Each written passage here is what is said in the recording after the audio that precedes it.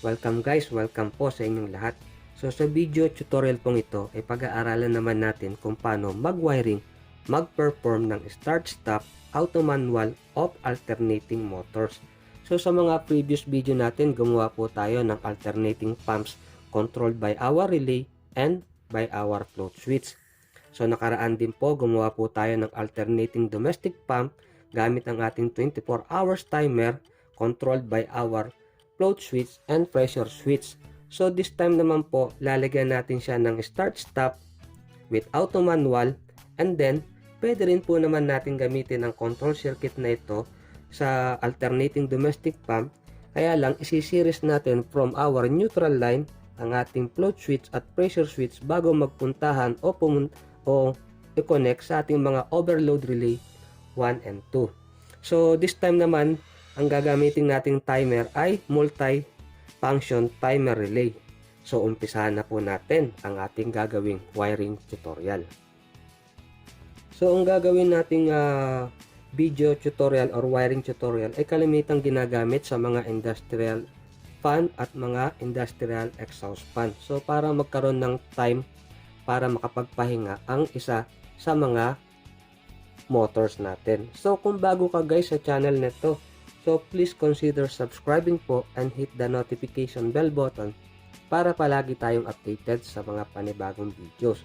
Gumagawa po tayo ng mga house wiring, motor control wiring tutorial, troubleshooting and maintenance tutorial, familiarization of induction motors winding and configuration, basic electrical computation, electrical testing instrument tutorial, basic air conditioning and troubleshooting, and many more tutorial regarding our profession. Para po sa mas mabilis na wiring tutorial, nilagyan ko na po from our circuit breaker ng line supply ang ating line terminal block. Ganun na rin po ang ating mga neutral line ng ating mga neutral terminal block. And then from this point, from our neutral, nilagyan ko na po ng connection ang ating normally closed contact ng ating thermal overload relay ng ating thermomagnetic circuit breaker papunta rin sa kabilang normally closed contact ng ating thermal overload relay number 2 for supplying our motor number 2. So nilagyan ko na rin po ng neutral line from terminal block ang ating A2 terminal at 8 ng ating EMR or electromagnetic relay at A2 terminal ng ating multi-function relay.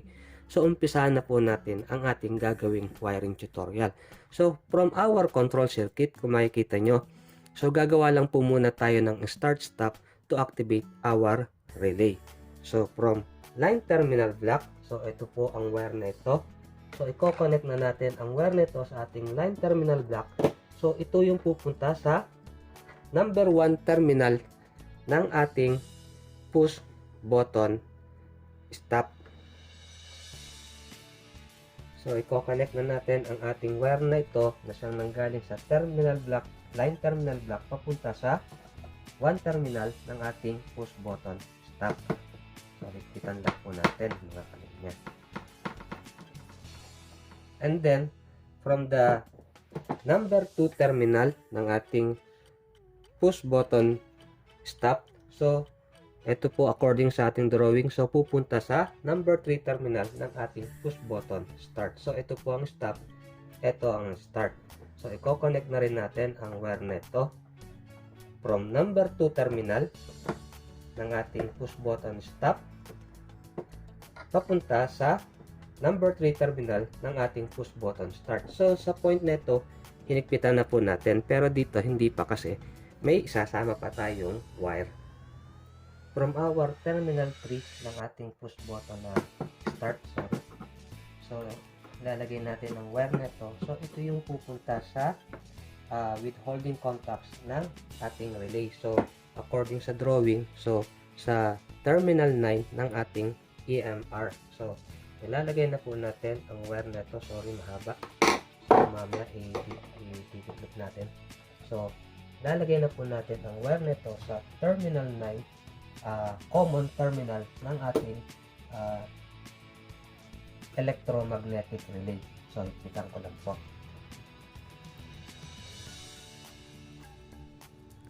from terminal 4 ng ating push button start, so pitan ko ng wire na ito mga guys.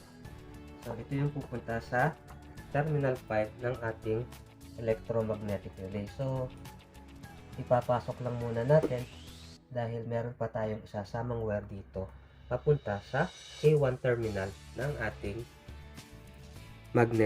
electromagnetic relay. So ilalagay na natin ang kasamang wire niya. So ito yung pupunta sa A1 terminal ng ating relay. So ikita natin. So galing siya sa terminal 5 ng ating relay. So normally open contact, and then ito yung pupunta sa A1 terminal ng ating relay. So ikita na rin na papasok lang ulit natin kasi meron pa tayong isasamang wire dito dahil according sa ating drawing ay nakaparallel or nakasabay lamang ang A1 terminal ng ating multifunction relay. So nahirapan lang mga guys. So mamaya sasabay natin yung isang wire. Nalagay ko na guys ang ating A1 terminal ng ating relay, and then according sa ating drawing ang A1 terminal ng relay at ng ating multifunction timer relay ay nakaparallel lamang.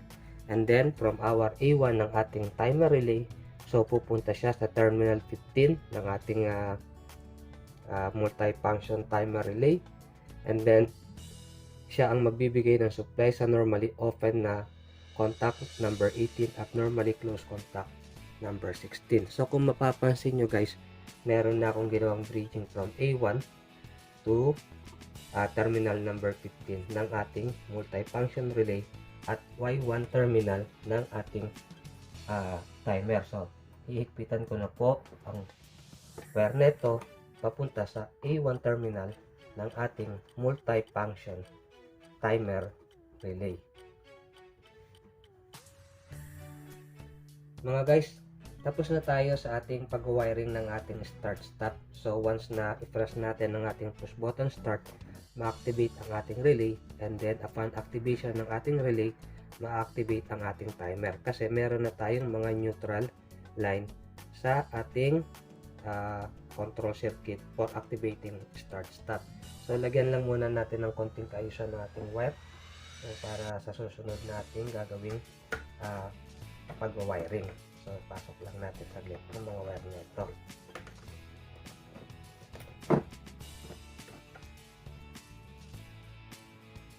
Ang susunod natin gagawin mga guys, so from terminal 18 normally open contact ng ating multifunction relay at terminal 16 normally closed contact ng ating multifunction timer relay. So sila yung mga pupunta sa auto selection ng mga selector switch. So according sa drawing, ang ating terminal 18 ay pupunta sa selector switch number 2 for activating K2 contactor. So pwede rin naman siyang pumunta dito sa auto selection ng selector switch number 1 to activate our K1. So pwede siya magkabaliktad. So dahil ito ang nagawa kong drawing, so susundin natin. So from terminal 18 ng ating multifunction timer relay, so higpitan na natin ang wire neto. So ito yung pupunta sa ito ang ating selector switch number 2. So ito yung pupunta sa auto selection ng selector switch number 2. So higpitan na rin natin ang wire neto. Sandali lang.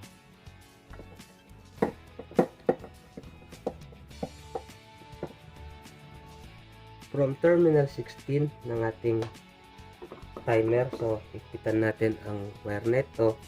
So ito yung pupunta naman sa auto selection ng ating selector switch number 1. So i-connect ko na rin ang wire nito sa ating selector switch.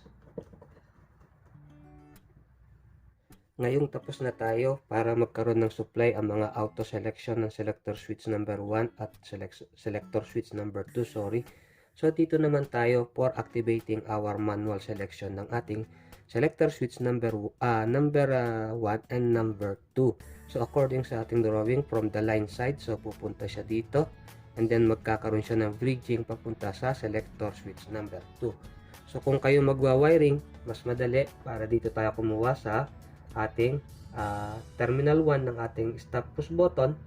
So magbe-bridge na lang tayo papunta dito or galing sa ating circuit breaker. So since meron tayong terminal block, so from our terminal block of line supply, so i-connect natin ang wire nito. So ito yung pupunta, tulad ng sinabi ko, sa mga manual selection ng ating selector switch number 1 and number 2, and then ito yung ating magiging bridging nila para magkaroon ng supply ang ating selector switch number 2. So hihigpitan na natin ang mga wire nito para magkaroon na ng supply ang mga manual selection ng ating mga selector switch or activating manual selection.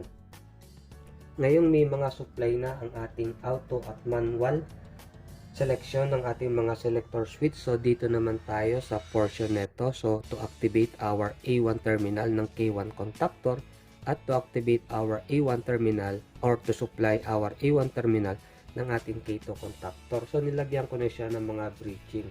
So in case we are in manual, so makakarating ang supply sa ating A1 terminal, or kung nasa auto tayo, makakarating pa rin ang supply sa ating A1 terminal ng ating mga contactor.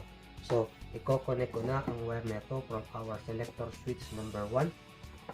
So ito yung pupunta sa ating A1 terminal ng ating magnetic contactor number 1 or our K1 contactor. So higpitan ko na rin ang wire nito sa A1 terminal ng ating contactor. So dito naman tayo for our selector switch number 2. So connect na natin or i-fix na natin ang wire nito. So ito naman yung pupunta to activate our A1 terminal ng ating, or to supply the A1 terminal ng ating contactor number 2. So higpitan ko na rin ang terminal na ito. So ang kulang na lang natin sa ating pag-wiring ng ating main control circuit. So hindi pa kasama ang mga how to activate our indication light. So from our neutral, so according sa ating drawing, pupunta siya sa thermal overload relay. So meron na tayong nilagay na supply na neutral line sa ating dalawang normally closed contact ng ating overload relay.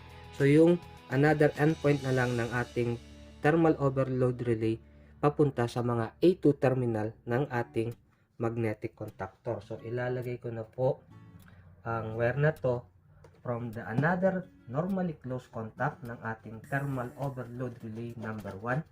So higpitan natin ang wire nito. So ito yung pupunta sa, tulad ng aking nasabi, sa A2 terminal ng ating magnetic contactor ng number 1. Dito naman tayo sa ating thermal overload relay number 2. So from another side ng normally closed contact ng ating overload relay number 2, pitan ko na po ang wire nito. So ito yung pupunta sa ating A2 terminal ng ating magnetic contactor number 2. So higpitan na natin. So tapos na po tayo sa pag-wiring ng ating main control circuit. So ang kulang na lang natin ay how to activate our indication lights. Ngayong tapos na po tayo sa ating wiring tutorial. So binaliktad ko na po ang ating mga push button and selector switch. So sinet up ko na rin po ang ating timer, ang ating multifunction timer relay. So sinet up ko po muna siya into second, kasi kung gagawin natin into minutes dahil tutorial tayo, or in hour, matagal po. Ngayon, after settings in 1 second, so sinet ko po siya in selection of, sa ating numerical dito, ginawa ko po siyang 5, meaning 5 seconds, and then nilagay ko siya sa last function ng ating multi-function timer relay, ang RB. So nangangahulugan po siya na symmetrical recycler of first. So ito po ang magpapunction ng ating multi-function timer relay para magkaroon siya ng alternating operation ng ating mga contactor na may load na mga kung anuman, o fan motors, blower, or ating mga pumps, para magkaroon siya ng alternating function. So pwede ko na pong switch on ang ating circuit breaker. for the supply of our control circuit. So naka-switch on na po siya. And then, reset natin ang ating thermal overload relay number 1 para magkaroon ng supply ang ating A2 terminal ng ating contactor number 1. And then, same with our overload relay number 2. So, i-reset na rin po natin siya. So, ngayon na meron na tayong complete voltage or complete supply voltage sa ating control circuit. So, dalhin po muna natin siya in auto selection ang ating mga selector switch number 1 and number 2. So, ready na ang ating control circuit for auto operation. So, push ko na po ang ating push button start. So, paki-check na lang po kung ano po ang ating anong mangyayari sa ating control circuit. So, push po natin ang ating start push button. So, nag-activate ang ating number 1. And then, after few seconds, nag-activate ang ating number 2. And then, activated ulit ang ating number 1. After 5 seconds, nag-activate ang ating number 2. So, ganyan lang po ang sequence niya at ang nagiging function ng ating multifunction timer relay. So, kung iseset po natin siya in minutes or in hours, so siya po ang magbahalang mag-activate ng ating mga magnetic contactor with the load na kung siya man ay industrial fan, blower, or mga domestic pump. So, siya po ang bahala. So, ayan. Contactor number 2 naman tayo. And then, number 1. So, ganyan lang po ang function ng ating ginawang wiring tutorial. So, simple lang po ang ating wiring tutorial. Pero napakahalaga po nito at ito po ay gamitin na gamitin sa ating mga pang-araw-araw na trabaho. So, halimbawa po, i-stop natin. So, try naman natin i-stop muna. So, deactivated po ang ating control circuit. Halimbawa po, ang isa ay kailangan nating ilagay in manual. So, pwede rin po. So, start natin. So, activated ang ating number 1. So, pagpalagay, ilalagay natin ang ating magnetic contactor in manual number 2. So, activated po ang ating number 2 motors or ating number 2 contactor. Nagpapalit-palit or nagkakaroon ng interval ang ating magnetic contactor or motor number 1. So, ilagay naman natin in auto ulit ang ating selector switch number 2 para sumabay siya, sumama siya sa sequence. So, activated ang number 2. So, nag-activate ang number 1. So, halimbawa gagawin naman natin in manual ang ating motor number 1. So, pwede rin po. So, ilagay natin in manual. So, ayan. Energize ang ating contactor number 1. Ang ating number 2 ngayon ang nagkakaroon ng pagpapalit-palit ng pagkakaroon ng time interval. So, ayan. Activated ang 1. Ang ating number 2 ang nagkakaroon ng time interval tulad ng ginawa natin kanina. So, halimbawa naman, gagawin natin siya parehas in manual. So, pwede rin po. Stop natin. So, may stop. Stop ang ating control. Sorry. Kala ko kasi hindi siya nag-stop. So, stop ang ating time interval ng ating number 2 contactor kasi nasa auto siya. Ang ating 1, hindi siya na-deactivate kasi in manual siya. So, kung gagawin natin in manual din ang ating contactor number 2 to activate ang ating motor number 2, sorry. So, pwede rin siya, parehas siya in manual selection. So, sana po nakatulong po sa inyo ang video tutorial nito. So, pwede na po tayo mag-proceed to perform how to activate our indication light. So, stop natin. Lagay natin yung stop. So, stop siya. So, lagay natin in auto. So, try ulit natin. I-push natin ang ating push button start. So, activated ang 1. And then, after few seconds, 5 seconds, activated ang ating number 2. Nagpalit siya. So, tama po ang ginawa nating pagpa-perform or pagwa-wiring ng ating stop-start auto manual of alternating motors, mga kalinya.